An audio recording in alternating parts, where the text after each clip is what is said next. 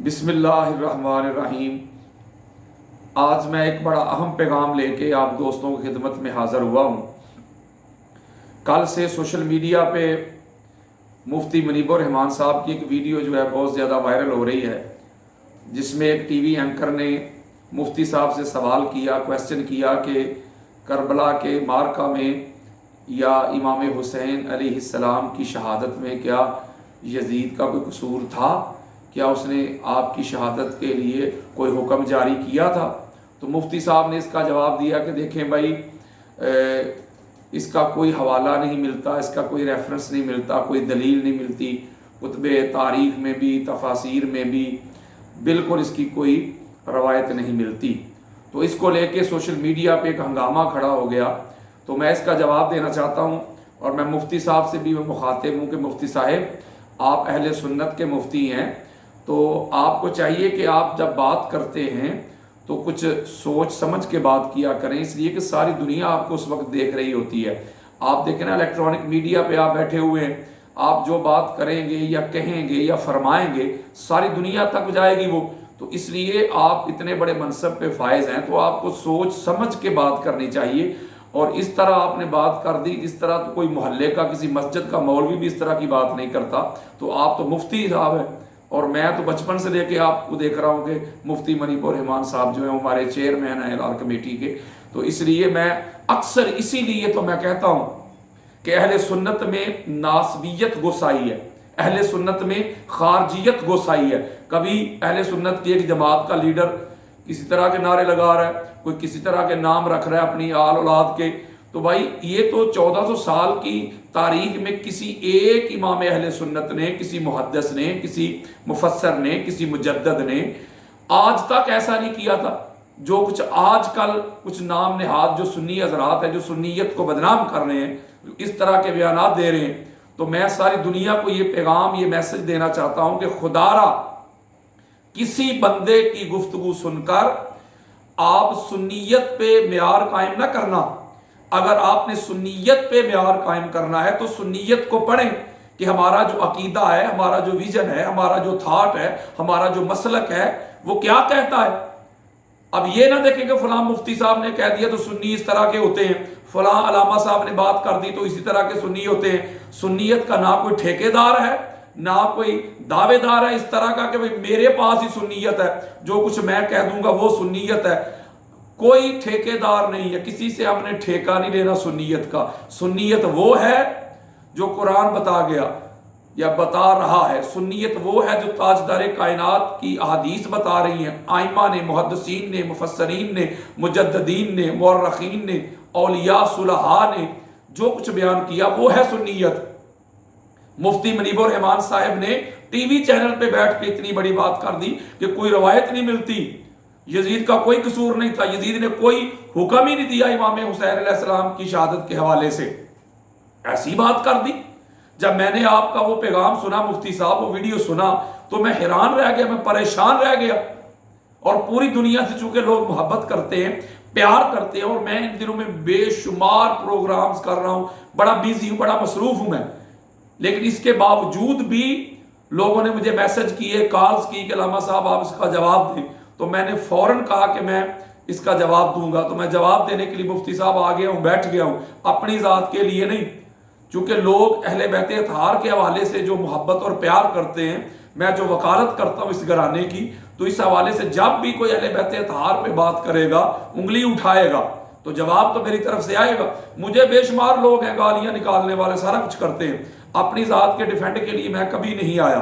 तो मैं आज मुफ्ती साहब को जवाब देना चाहता हूं, बिल्कुल मुख्तसर होगी बात, ऑथेंटिक और सीका होगी। मुफ्ती साहब ने कहा कि कहीं कोई रवायत ही नहीं मिलती कि यजीद ने इस तरह का कोई हुक्म दिया हो।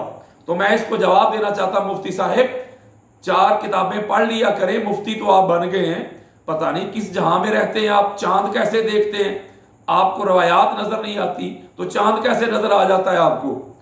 तो इसलिए मैं जवाब देना चाहता हूं, जो पहली रवायत देना चाहता हूं मैं इसको मुल्ला वाइज हुसैन काशफी रहमतुल्लाह ताला अलैह, अपनी मारूफ किताब है उनकी रौदतुश शुहदा, उसकी जिल्द नंबर 2 सफ़ा नंबर 359, یزید پلید جب تخت نشین ہوا، یعنی یزید کے والد نے جب اس کے لیے بیعت لے لی لوگوں سے، ڈرا کر دھمکا کر اپنے اختیار استعمال کر کے مال خرچ کر کے پہلے ہی اس کو ولی عہد بنا لیا، بیعت لے لی تھی. تو جب یزید کے والد کا انتقال ہو گیا تو یزید جب تخت نشین ہوا تو سب سے پہلا آرڈر جو جاری کیا، مفتی صاحب یہ توجہ کے ساتھ سنیں، ذرا کانوں کی کھڑکیاں کھول کے سنیں، کانوں کی ذرا میل نکال کے سنیں.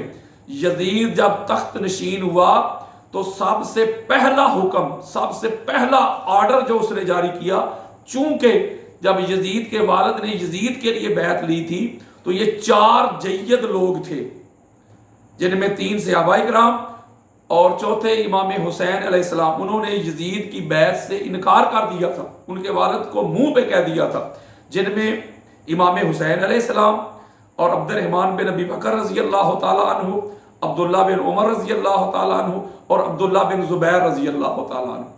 انہوں نے انکار کر دیا تھا یزید کی بیعت سے.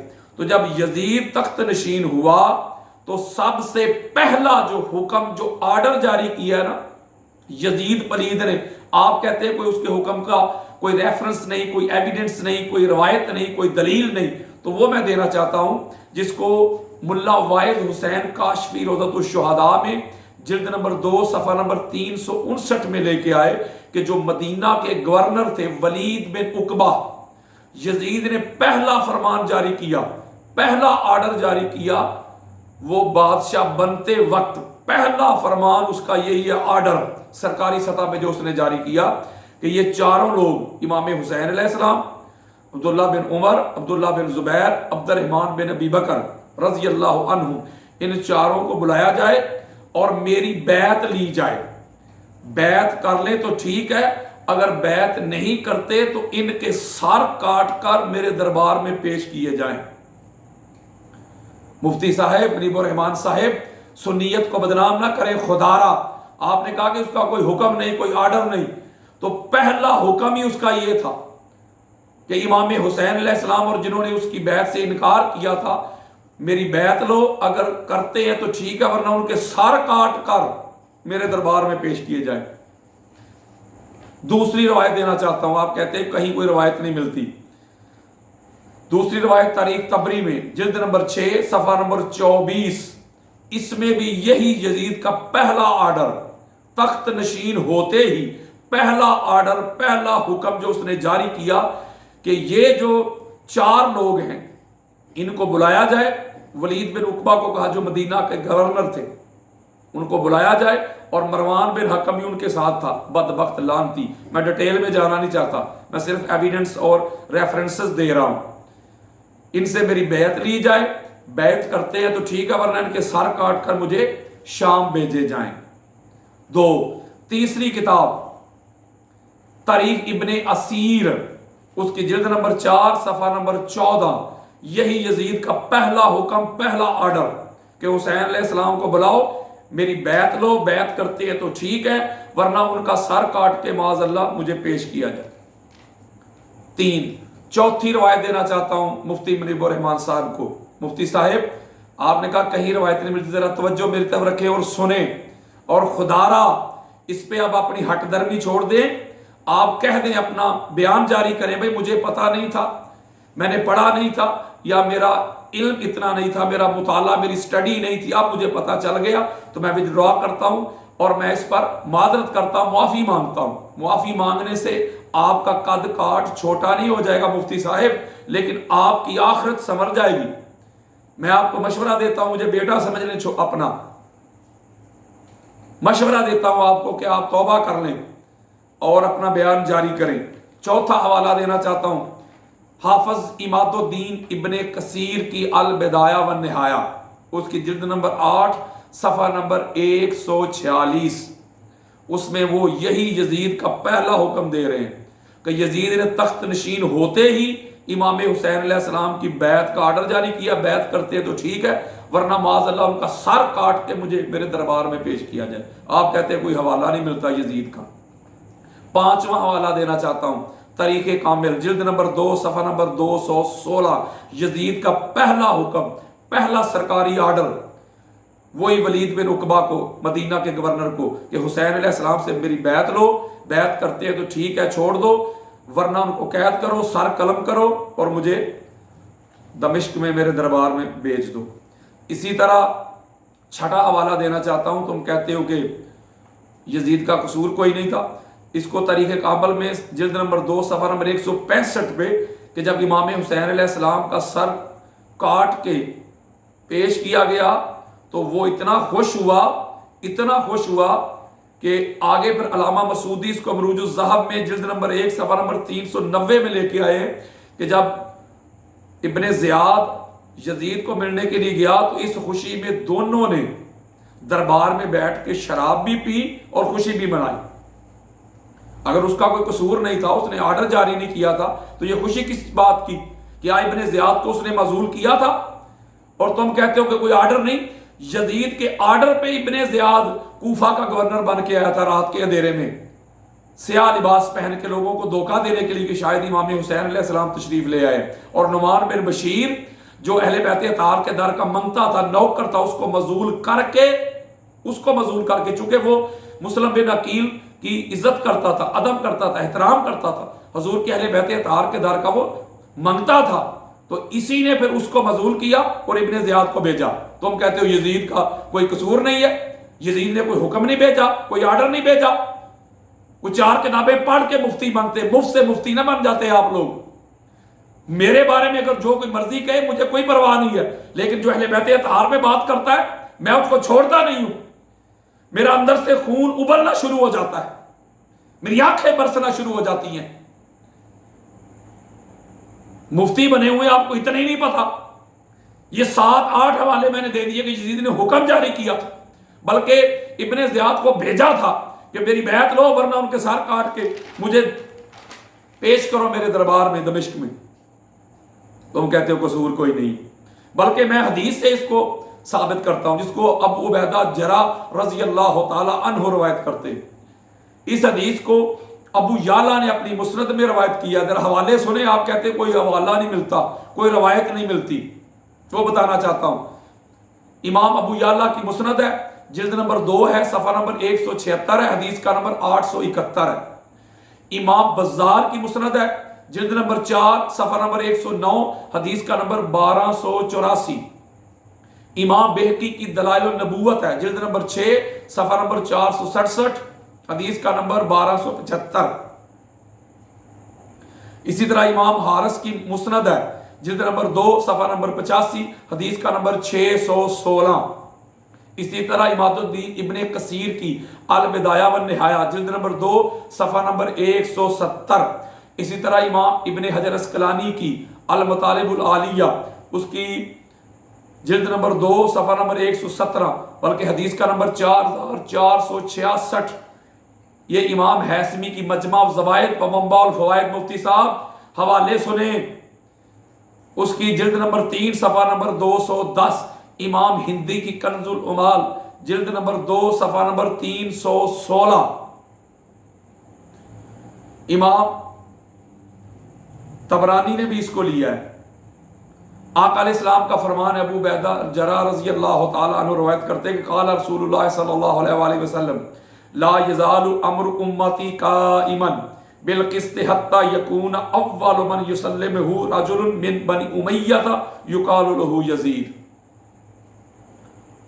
नाम ले लिया आका अलैहिस्सलाम ने, मैं हदीस दे रहा हूं, हदीस मुफ्ती साहिब आका अलैहिस्सलाम का फरमान दे रहा हूं। हजूर फरमाते हैं कि मेरी उम्मत में सबसे पहले जो मेरे दीन की जड़ काटेगा, जो इसका अदल है, जो इसका निजाम है, उसको तबाह बर्बाद करेगा, वो बनी उमैया का एक बदबख्त शख्स होगा और उसका नाम यजीद होगा। अब इस पर आका अलैहिस्सलाम के इस फरमान पर, इस पर इब्ने हजर अस्कलानी ने फतहुल बारी में उसकी जिल्द नंबर 3 सफ़ा नंबर 55 पे लिखा है कि आका अलैहिस्सलाम के इस फरमान के मुताबिक इशारा था कि जो यजीद पलीद ने इमाम हुसैन अलैहिस्सलाम को शहीद किया है, हदीस से। और इमाम ज़रकानी ने अपनी शरह अल मवाहिबुल्लाह दुनिया में लिया है, उसकी जिल्द नंबर 3 है, सफ़ा नंबर 58 है। वो भी लिखते हैं कि हजूर के इस फरमान سے یہ بات ثابت ہوتی ہے کہ یزید پلید نے جو امام حسین علیہ السلام کو شہید کروایا اور اسی لیے اس نے دین کو تباہ و برباد کیا، اسلامی قدریں پامال کی۔ یہ حدیث میں نے آپ کو کوئی 10 ریفرنس کے ساتھ دی ہے، آپ کہتے ہیں کہ کوئی ایک حوالہ نہیں ملتا، اور اسی حدیث کو حضرت ابو ذر غفاری رضی اللہ تعالی عنہ نے بھی روایت کیا ہے، جس کو امام ابن ابی شیبہ اپنی المصنف میں لے کے آئے۔ حدیث کی سب سے بڑی کتاب ہے، 40,000 سے زائد اس میں حدیث ہیں۔ اس کی جلد نمبر 7 ہے، صفحہ نمبر 260، اور حدیث کا نمبر ہے 35,877۔ امام بہقی دلائل النبوت میں لے کے آئے، جلد نمبر 4، صفحہ نمبر 467۔ حضرت ابو ذر روایت کرتے کہ انی سمیت رسول اللہ صلی اللہ علیہ وآلہ وسلم یقول اول من یبدل سنتی رجل من بنی امیہ وفی بعض الاخبار مفصل یقال له یزید، کہ آقا علیہ السلام نے فرمایا کہ میری امت میں سب سے پہلے جو میری سنت کو تبدیل کرے گا، اس پر حملہ کرے گا، وہ بنو امیہ کا ایک بندہ ہوگا اور اس کا نام یزید ہوگا، اور بے شمار دیگر کتب میں تفصیل اس کی موجود ہے، اور اس پہ مفسرین نے لکھا ہے، امام زرقانی سے لے کے امام ابن حجر اسقلانی تک، اور بلکہ امام ابن جوزی تک سب نے لکھا ہے کہ اس میں یزید نے جو امام حسین علیہ السلام کی شہادت کا آرڈر جاری کیا تھا آقا علیہ السلام کا، اس طرف اشارہ ہے۔ یہ اہل سنت کے ائمہ اور محدثین، ان کے میں آپ کو حوالے دے رہا ہوں، ریفرنسز دے رہا ہوں۔ آپ کہتے ہیں کہ یزید نے کوئی حکم جاری نہیں کیا تھا، میں اس کی ڈیٹیل نہیں دے رہا آپ کو، ورنہ اس پہ 2-2.5 گھنٹے لگ سکتے ہیں۔ میں صرف وہ روایات دے رہا ہوں تاکہ چھوٹا کلپ بنے، لوگوں تک میسج پہنچ جائے، لیکن بات اتھینٹک اور سیکھا ہو، ورنہ ڈیٹیل میں چلا گیا تو 2-2.5 گھنٹے چاہیے۔ اور یہ جو کثرت کے ساتھ حدیث ملتی ہے، سیاستہ بری پڑی ہے، حضور نے فرمایا ہلاک حاضر امت، میری یہ امت ہلاک ہو جائے گی قریش کے لونڈوں کے ہاتھوں سے، اس پہ بھی جس کو امام بخاری اپنی صحیح میں جلد نمبر 1 صفحہ نمبر 509 میں لے کے آئے، جلد نمبر 2 صفحہ نمبر 1046، مستدرک حاکم میں جلد نمبر 4 صفحہ نمبر 526 527، امام طبرانی اس کو معجم الصغیر میں جلد نمبر 1 صفحہ نمبر 335، امام محمد طیالسی اپنی مسند میں جلد نمبر 1 صفحہ نمبر 327، اس کو امام دیلمی اپنی مسند الفردوس میں جلد نمبر 4 صفحہ نمبر 346، امام احمد بن حنبل اپنی مسند میں جلد نمبر 2 صفحہ نمبر 304 485 میں لے کے آئے، امام ابن حبان اپنی صحیح میں جلد نمبر 15 صفحہ نمبر 108، امام بخاری اپنی تاریخ الکبیر جلد نمبر 7 صفحہ نمبر 309، کہ حضور نے فرمایا تھا کہ میری امت ہلاک ہو جائے گی، کن سے؟ قریش کے بنو امیہ کے لونڈوں کی حکومت سے، اور اس پہ مفسرین نے لکھا ہے کہ وہ یزید پلید کی حکومت تھی۔ آپ کہتے ہیں حوالہ جس نے امام حسین علیہ السلام کو شہید کیا، میں کیٹاگوریکلی وہی ریفرنسز دے رہا ہوں جس میں مفسرین نے یزید کا نام لے کے امام حسین علیہ السلام کے قتل کا اس کو ذمہ دار ٹھہرایا ہے، میں وہ باتیں آپ کو بتا رہا ہوں۔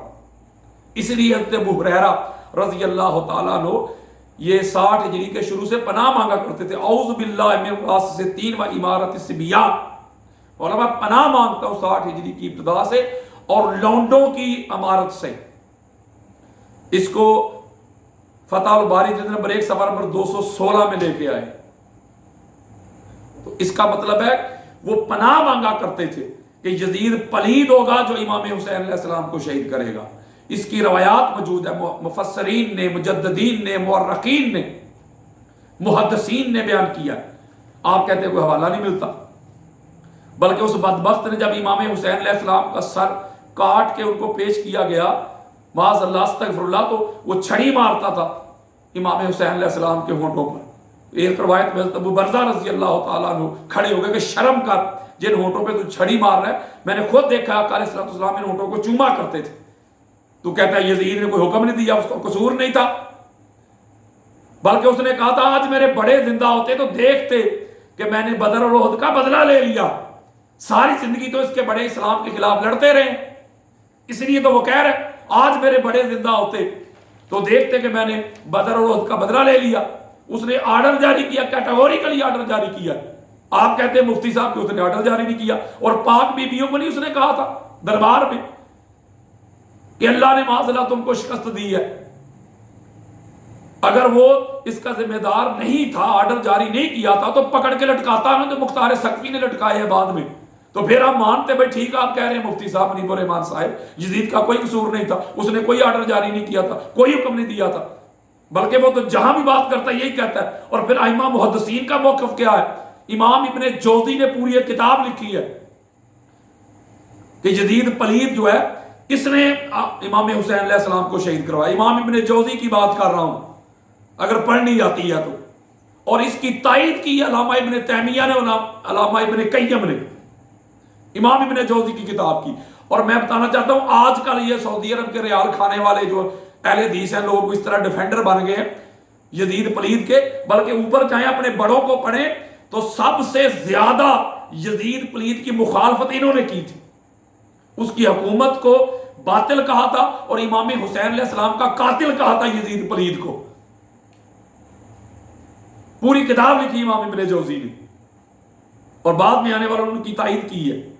اور یہی موقف امام احمد بن حنبل کا ہے، انہوں نے کیٹاگوریکلی اس کو کافر قرار دیا کہ اس نے امام حسین علیہ السلام کو شہید کروایا ہے۔ یہی موقف امام مالک کا ہے، یہی موقف امام شافعی کا ہے، یہی موقف امام اعظم ابو حنیفہ کا ہے، یہی امام قسطلانی کا ہے، اسقلانی کا، سیوطی کا، بیہقی کا، طبرانی کا، قاضی عیاض کا، ابن حجر مکی کا ہے۔ آپ کہتے ہیں یزید کا قصور کوئی نہیں تھا؟ کوئی شرم کریں کیوں سنیت کو بدنام کر رہے ہیں؟ جگہ جگہ جاتا ہوں میں، ہر جگہ جاتا ہوں میں، سوالات لوگ کرتے ہیں، میں جا کے آگے ڈیفینڈ کرتا ہوں، دنیا کو بتاتا ہوں خدا را کسی ملا ملوانے کو دیکھ کے سنیت پہ معیار قائم نہ کریں، سنیت کو پڑھیں، یہ اس کا مسلک، یہ ویژن، یہ تھاٹ کیا ہے، اس کے بڑے کیا کہہ گئے۔ آپ نے جو رہی صحیح کسر تھی آپ نے پوری کر دی ہے۔ میں مفتی صاحب آپ کو مشورہ دیتا ہوں کہ خدا را اب ہٹ درمی نہ کیجئے گا، جب موقف جان لیا، آپ کے نالج میں، فہم و ادراک میں آ گیا، تو فوراً معذرت کریں اور بیان جاری کریں، معافی مانگیں، مجھے پتا نہیں تھا تو لہذا میں معافی مانگتا ہوں۔ اس میں آپ کا کچھ نہیں جائے گا، آپ چھوٹے نہیں بن جائیں گے، بلکہ آپ کی آخرت سنور جائے گی۔ توبہ کریں اور خدا را سنیت کو بدنام نہ کریں۔ اور وہ دو کوڑی کے جو ملا ملوانے اب اہل تشیع کے گھر سے وہ ختم کا کھانا آ جائے وہ بھی جائز ہے، پیسے آ جائیں وہ بھی جائز ہے، سوٹ آ جائیں وہ بھی جائز ہے، وہ بلائیں، مال دیں، مدد کریں، وہ قربانی کا گوشت دیں وہ بھی جائز ہے، صدقہ خیرات سب کچھ جائز ہے۔ تو کوئی اللہ اور اللہ کے رسول کی بات کہنے کے لیے، سنیت بتانے کے لیے ان کے پروگرام میں چلا جائے تو وہ ناجائز ہو جاتا ہے، وہ سنیت سے خارج ہو جاتا ہے۔ یہ درنگی چھوڑ دے، یک رنگ ہو جا، سراسر موم یا سنگ ہو جا۔ اللہ تبارک و تعالی ہم کو اہل بیت اطہار کی محبت عطا کرے، زندہ رکھے تو اہل بیت کی محبت پہ، موت آئے تو اہل بیت کی محبت پہ۔ وما علیہ الا البلاغ المبین۔